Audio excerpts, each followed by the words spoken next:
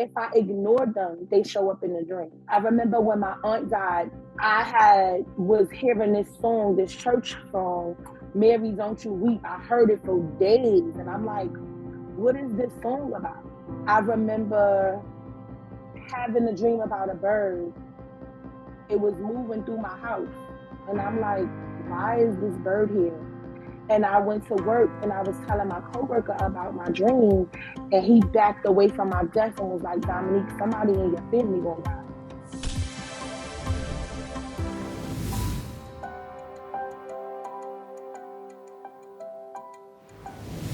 Amani channel.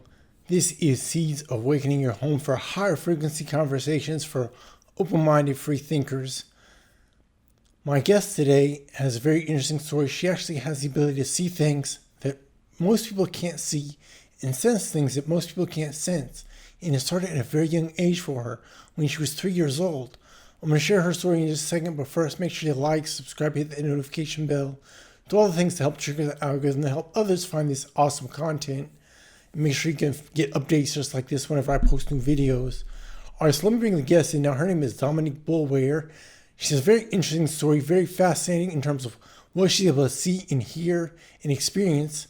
Let's bring her in now. All right, we have Dominique Boulware, also known as Nick B. Hey, how you doing? Thanks so much for making some time for us today.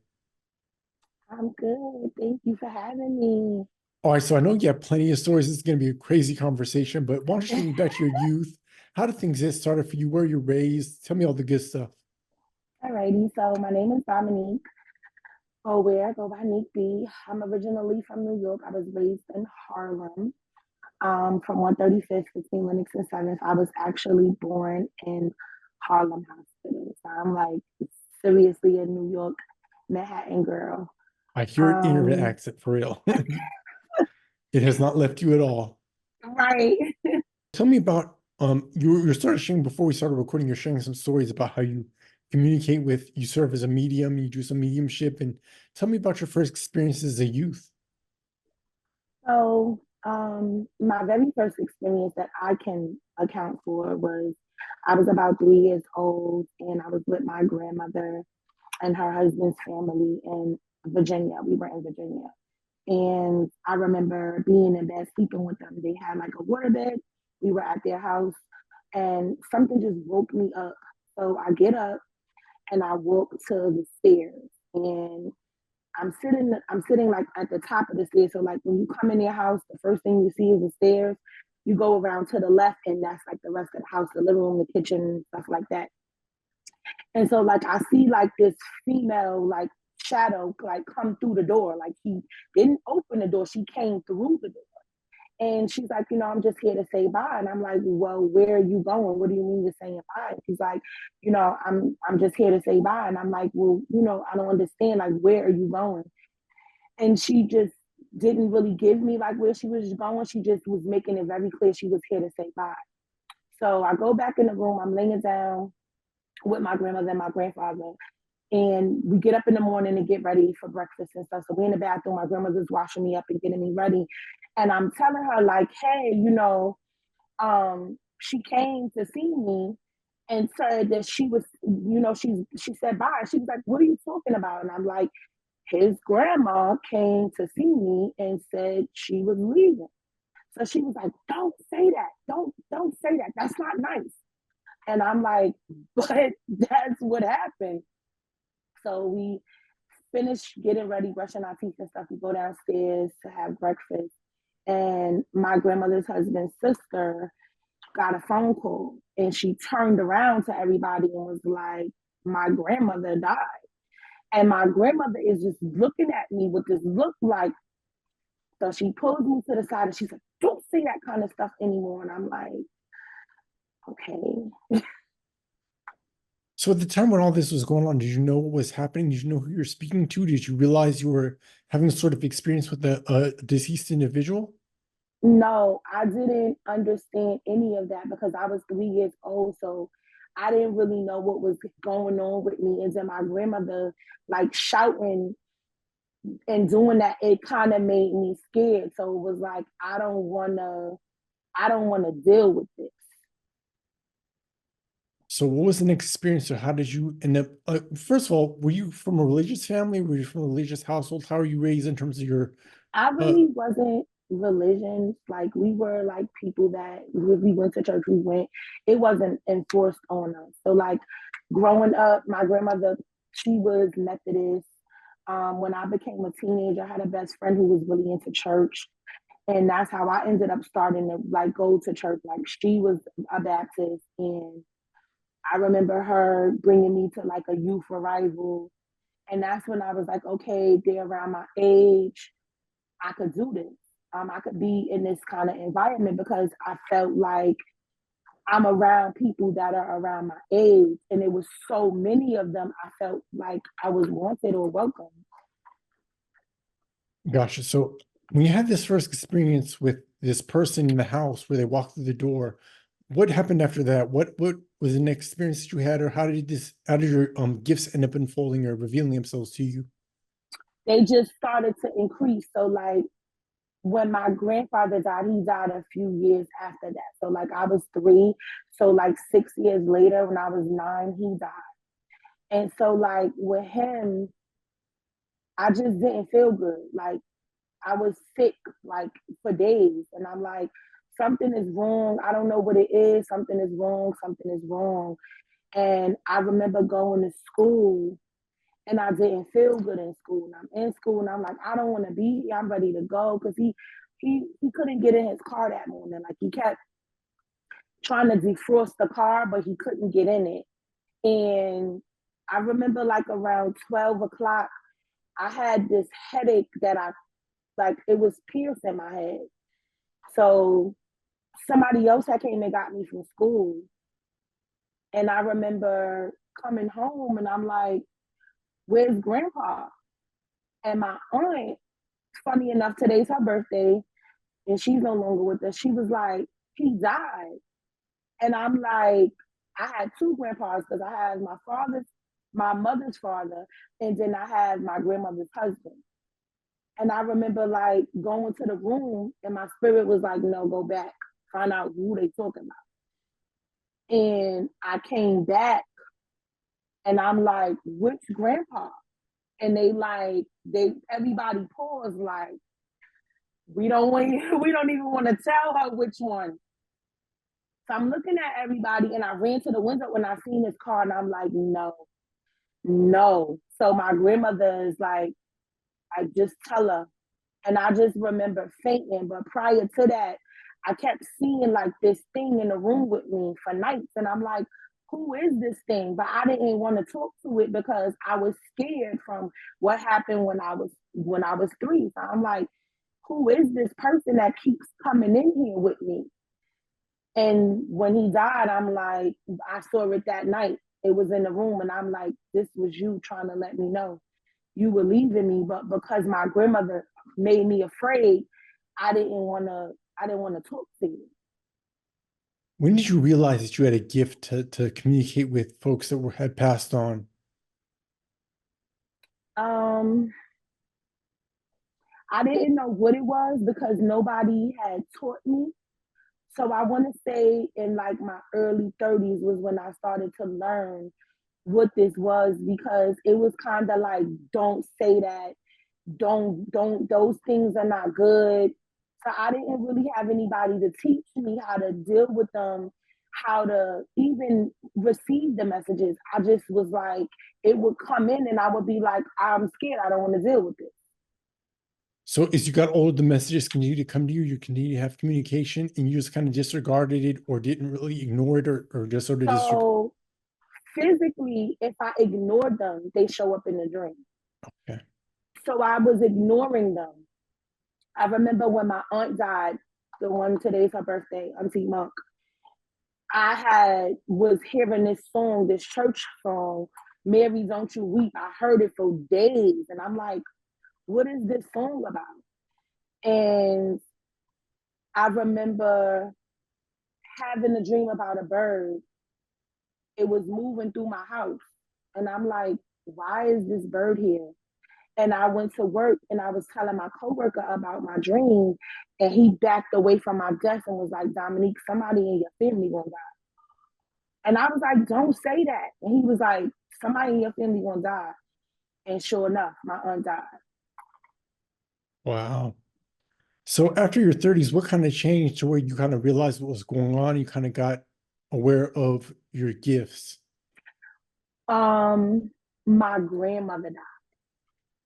When my grandmother died in 2011, I was like, what, 25, 26. That's when everything shifted for me. I was in church. I started going to church heavy, and stuff started happening to me in church. Um, I remember I was trying to put up a Christmas tree, and I couldn't. And I'm like, I kept seeing stuff moving around, and I'm like, what is this? So I was like, I'm just not gonna put up the tree. So I went to work and I was telling my cousin about my experience, and she started looking it up. And she was like, oh my God, this is why you can't do this with this Christmas tree.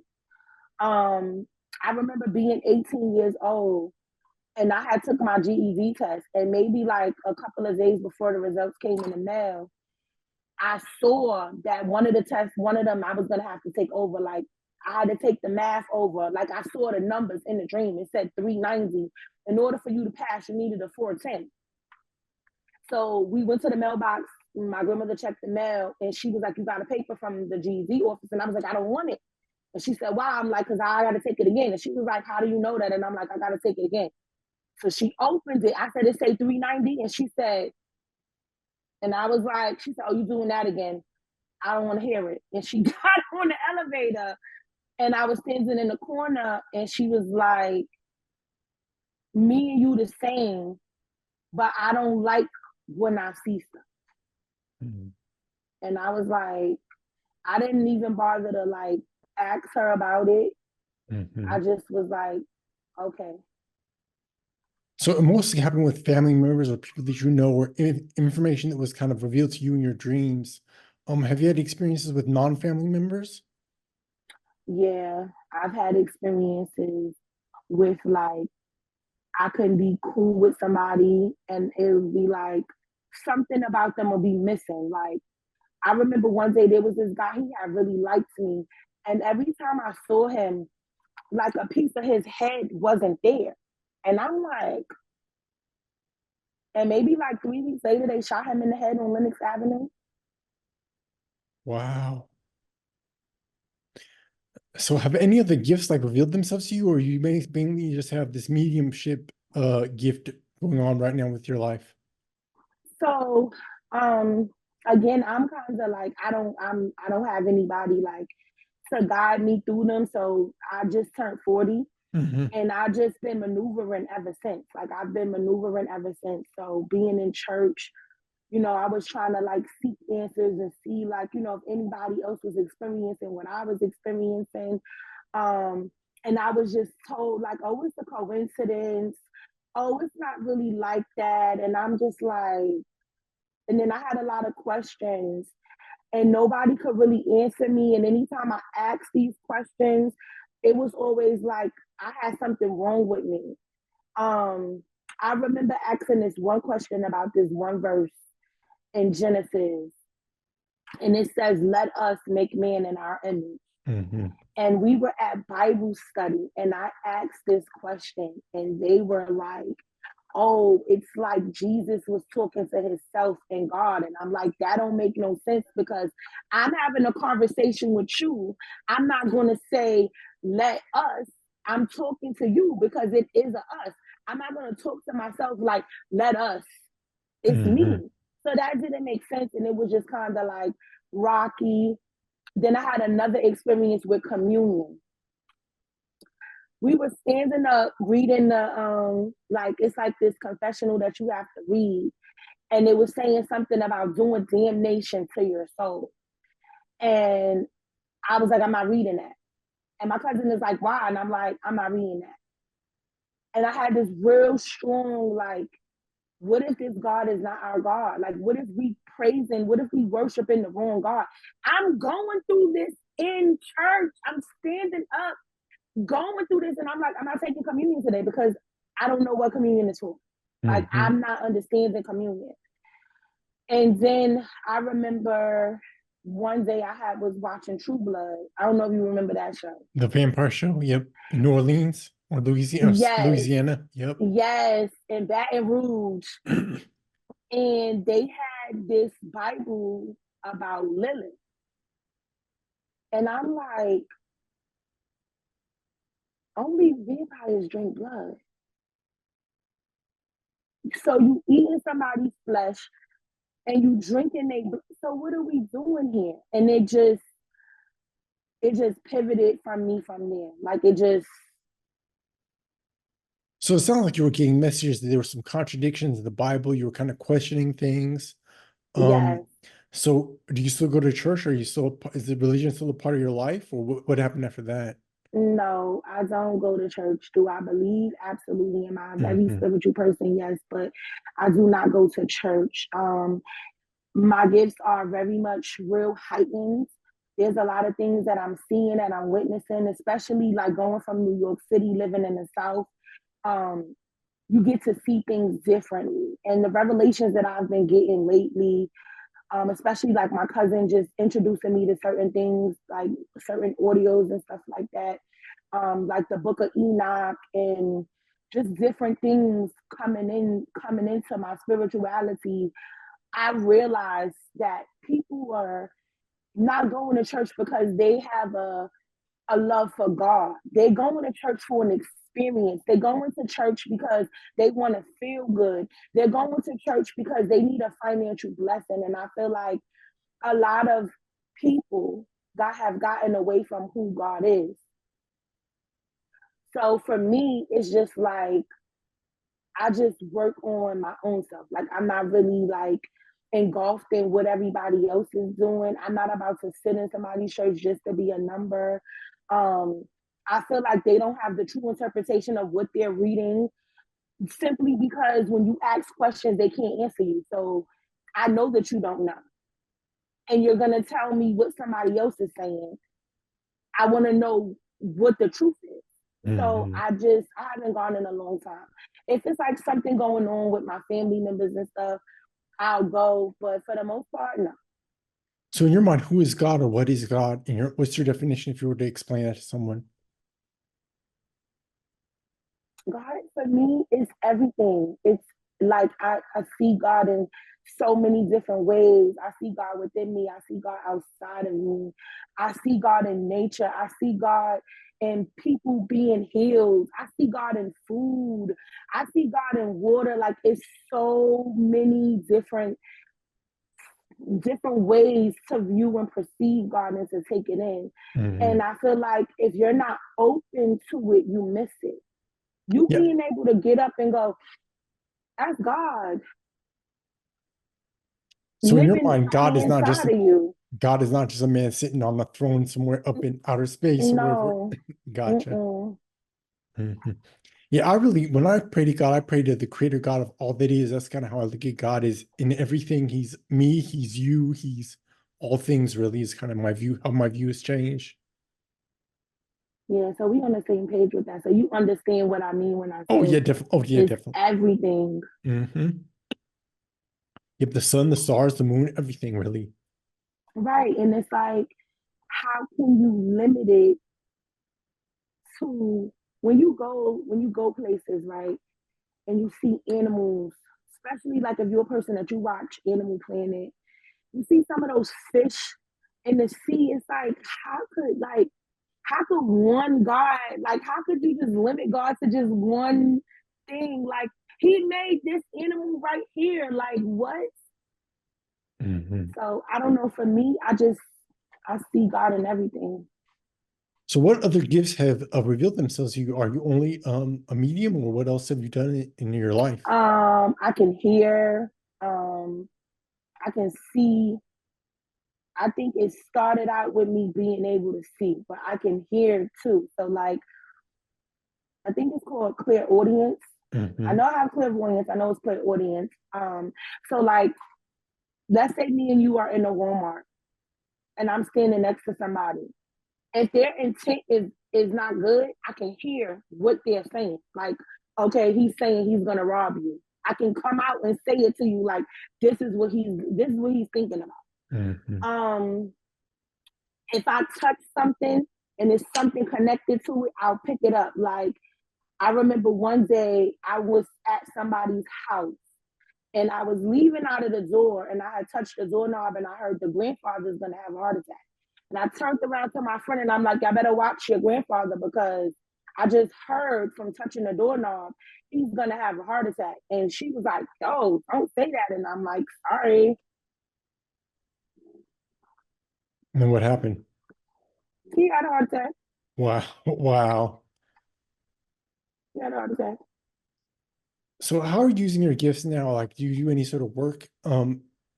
Is this business for you, or do you help other people in their healing or anything like that? I don't really view it as a business because I Okay. don't feel like helping people should be considered a business. I mean, even Gotcha. though some people do utilize it for that practice. I'm just not that person. Okay. I help and I deal with who I'm led to help and deal with because not everybody is your assignment. Not everybody is somebody that you're going to be able to reach.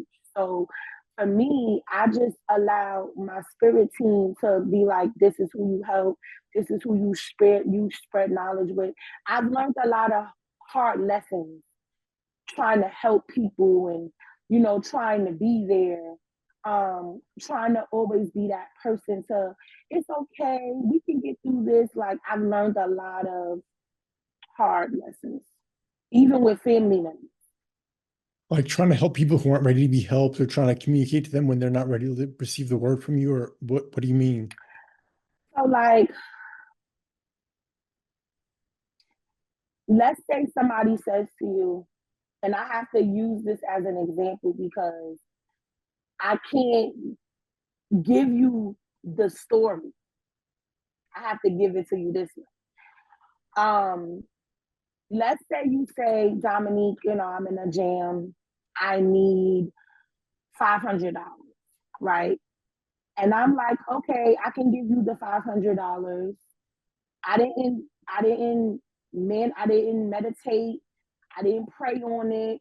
I didn't seek God. I just was like, okay, and I give it to you. And then the next week, I'm facing eviction because I wasn't supposed to help you.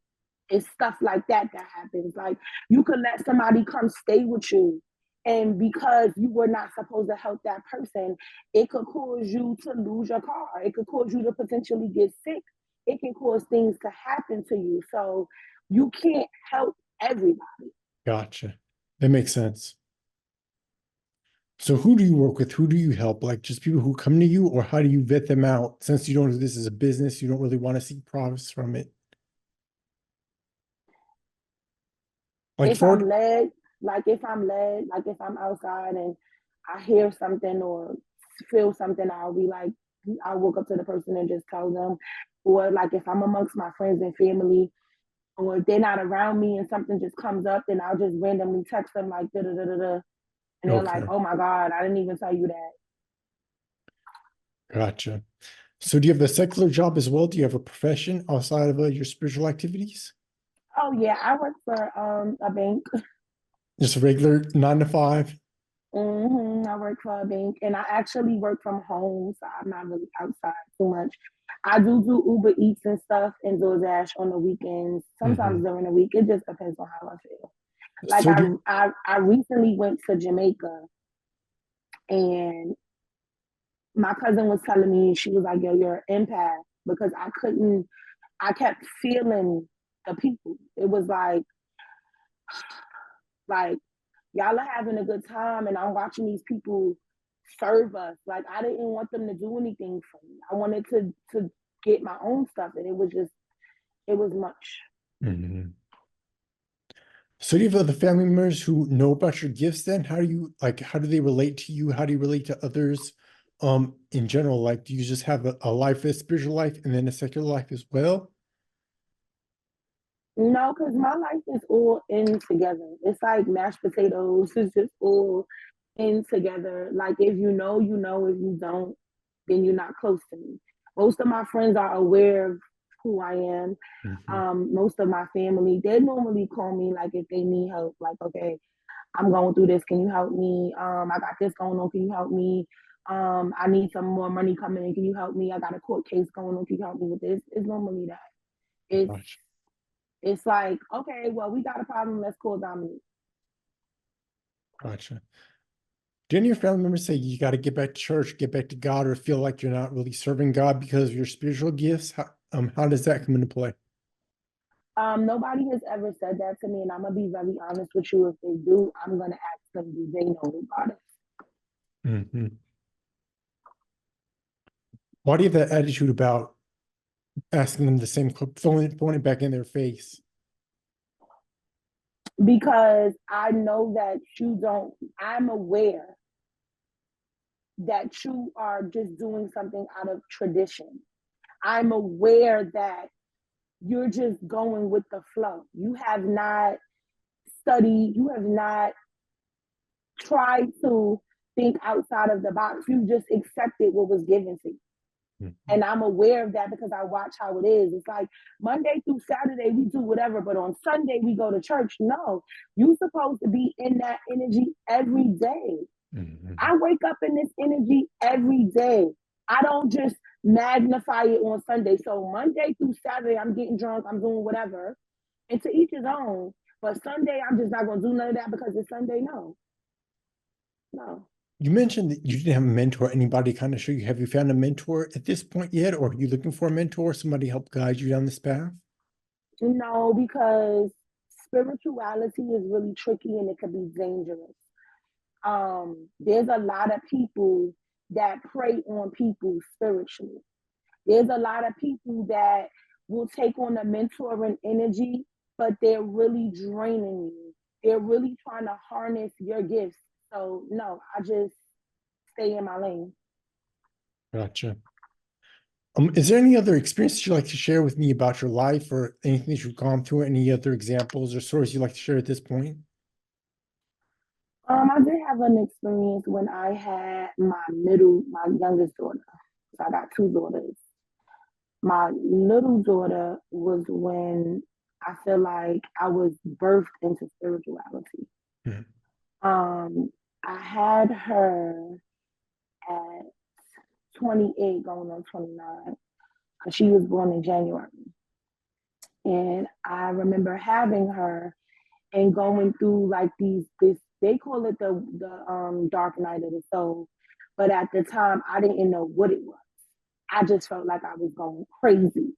And they were saying, oh, it's postpartum depression. And I had it really bad where it was like I had to be on medication. I remember one day I had took myself to the hospital because I just was like, I'm gonna end it all.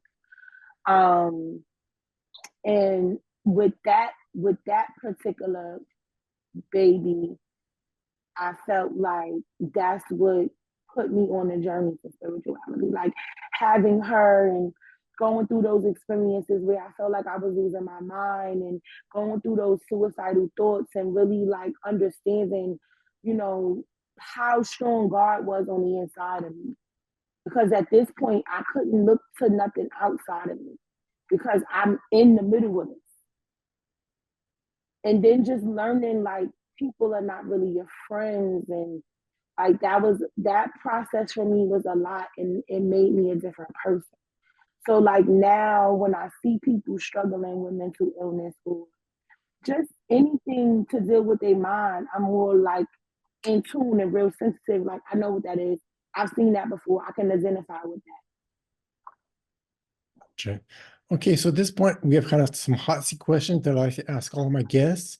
Sure. The first one is, well, how would you define a spiritual awakening? What's your definition of a spiritual awakening? I would define a spiritual awakening as lonely, very hard to comprehend what's happening to you. Um, I would consider it to be when you get through the tunnel to be enlightening, but when you're in that process, it's very hard, it's very dark, you feel very closed in.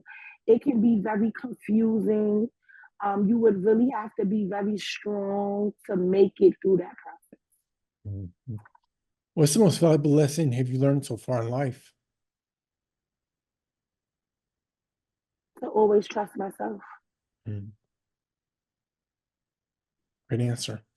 The last question is, if someone were going through a spiritual awakening and they were starting to have different questions about life, they had some questions about religion, what would be your best advice to them?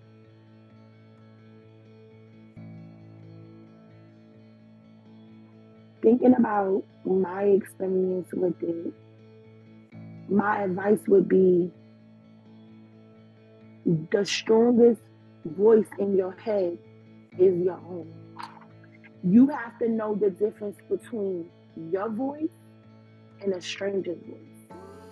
Because when a spiritual awakening, there's all kind of things coming at you. You're in a sensitive space. So your gifts are trying to make room, but you got other things that see you like, okay, we can attach to that, or we can get in with that. So you have to be able to decipher through your mind's eye what voice is your voice and allow that to be the strongest voice. It's like, remember when you were a kid and you watched Pinocchio and he said, let your conscience be your guide? It has to be that. Wow, great answer. Okay, if someone wanted to reach out to you, if they had some questions for you, how would they get in contact with you, Dominique? They can contact me on IG at Neek underscore the dime underscore. So it'll be Neek underscore the DA and then underscore dime on Instagram. And on TikTok, it would be Neek, but it's spelled NEEK underscore DA underscore dime DINE. Gotcha. It's been almost a unique beat. I want to thank you so much for sharing your story with us, and good luck to all that's coming to you in the future. Absolutely. I'm always available. Just hit me up.